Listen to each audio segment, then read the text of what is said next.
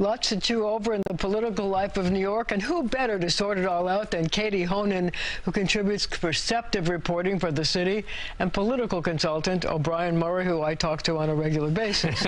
So, is the mayor in political hot water?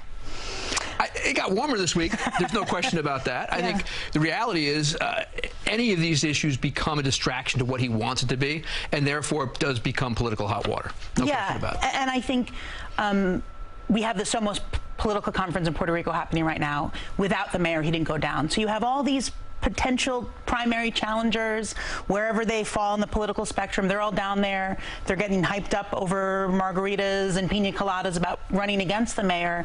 And I think the continued inquiries into the mayor's previous campaign spending, I think it's not going to stop with what we saw with his top fundraiser, and the water will only continue to get hotter. Well, see, that you raise an interesting point, because clearly the progressives and others maybe are looking for somebody to run against him, and apparently in Puerto Rico there's no shortage of people who say, hey, pick me.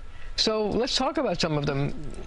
Yeah, some of the reporting, you know, Senator Jessica Ramos from Queens, Senator Zelnor Myrie from Brooklyn, City Council member Diana Ayala this week. It was Politico who seemed to first report that she was thinking about it. She told me, you know, why not? A lot of the people, it's too early to tell, they always say, but they're keeping their options open. We can't forget Brooklyn Borough President Antonio Reynoso, who said he's uninterested, but a lot of people say they're not interested until things change. Yeah, just remember this too, right now, so we've both been down there before in Puerto Rico. There's no secrets down there. It is all out there in the open. In essence, the progressives are almost better off if they did have the conversation now and they have it next month, they have it in a few weeks, because whatever they have coming out of there now are going to be names floated and ideas, but the real one or two that are going to come to the top are those that you don't even hear about yet today. And the only way the progressives can really do this, I think, is there's only two people that run. They run together, and they run vote for me first and the other one second, and they do this under, I've said this before, the ranked choice voting changed dynamics now. If there's more than two, and if the two do not work together, at the end of the day, they have major problems. But see, that's the whole point. People don't realize that there is ranked choice voting, and part of the reason that the mayor won the last time was there were like 6 or 7 candidates, and they all sort of canceled each other out because you couldn't decide who to vote for 1, 2, 3, 4, 5. So the question then becomes, if there are two progressives that try to make a deal, does the mayor try to find a friend of his, so-called friend, to run, or a couple of people to run again, so that it muddies the water and it muddies the amount of political choices that people have? There's that opportunity. It really gets Machiavellian to plan it that way. But don't forget the progressives last time. When did AOC actually endorse in that race? It was after the opportunity to even raise money. So therefore, the progressives came around to it late. Where did AOC come in this lieutenant governor's race 2 years ago? Nowhere. She came up way at the end. They didn't know what they wanted to do and can't organize. You have DSA and you have Working Families Party fighting each other, and on the progressive side, that caused their own problems. So what do you think, Katie? I think looking at what kind of candidate could defeat Eric Adams at this point in time, I don't know if someone super far left, if the left as a whole, and that means a whole lot of different people and a lot of different purity tests of what it means, who they could rally behind if it's 1 or 2 people, and if that person can really chip away at some of Eric Adams' base of voters, which are perhaps a little bit more moderate to even more conservative Democratic voters, older voters, people in certain parts of the city that are not as aligned with these super left views. So I think they have to keep that in mind too. If people just want to defeat Eric Adams in the primary, they're going to have to be really maybe a little Machiavellian and tactical about how they do it, and thinking who actually voted for him back in 2021 and how can we pull some of them away from him. But here's the other question. What role does low voter turnout play in helping these candidates? Because, you know, in the last mayoral election, less than 20% of the people in the entire city voted. So therefore, more left-of-center candidates can tend to get more votes because they get their voters to the polls. Yeah, it is all about turnout. And I mean, the 2021 mayoral primary was actually, compared to some other elections, a pretty high turnout election. What we saw this week on Election Day was pretty pathetic turnout for voting. I think it would have to start early. And again, like you point out, things change in the course of it, but they need to start early and really get voters out there. But don't forget, you're talking about New York City turnout. The turnout, you talk about Nassau and Suffolk County, what happened out there. You had some major wins. North Hempstead had wins that they touched on two years ago that they picked up even more. So you are talking about when the right message is out there, the right candidates are out there, and the right money and organizations are there, you can actually do things. The problem the progressives will have too is, as I said, 2 people going head to head and then coming together.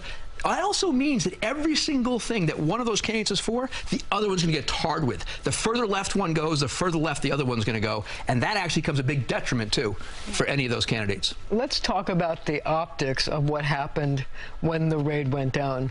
The mayor was in Washington, ostensibly to talk about the one issue that's going to destroy the city, the migrant problem. And he left Washington before the meeting. What are the optics of that, and what message does it send to voters that he left Washington to come back and deal with a raid that was on one of his campaign money raisers? It's not good for a number of reasons, but the thing that sticks out to me is how often the mayor will taunt other elected officials, primarily Comptroller Brad Lander, over his not going to D.C. He asks us in the press, has Brad been to D.C.? Has so-and-so been to D.C.? 87 times. 87 times. So the fact that he flew down and then turned right back around before having any significant time, FaceTime with the federal officials who can give New York City more money. I think that looks, it sort of makes him look kind of stupid, because he uses this all the time of, I'm the only one going down to do something. The other part of this, what was he really going to accomplish there? Is the Biden administration do anything for New York right now before this next election? I don't see that happening. If he had waited a half an hour longer, maybe an hour longer, he would have been able to almost bang his fist on the table and say, I've heard enough. D.C., stand up and do this. I'm leaving. My staff will stay here and take care of it. That may have been able to get him through the day at that point. Yeah. See, let's talk about the timing of that. The meeting was scheduled for 9 o'clock, and if I recall the schedule correctly, he was going to do a press availability at 9:45. So what difference would the timing have made if he had done the meeting and then come back? It would have been back. He would have been back an hour later. I mean, what was the rush? I think too, if he was afraid of the press asking him about it in D.C., we only knew something was up when they canceled his schedule and they told us he had to deal with a matter. The New York Times, which broke that it was a specific FBI raid, the story didn't come out till after 11.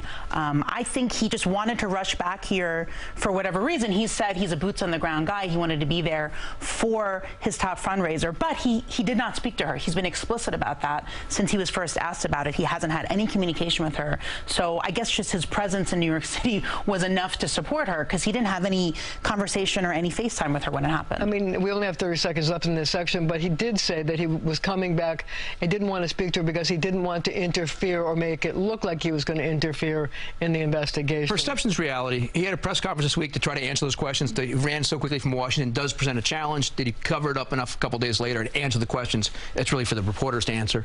Okay, we're going to have to leave it right there for now, but our conversation continues right after the show on our streaming channel, CBS News New York.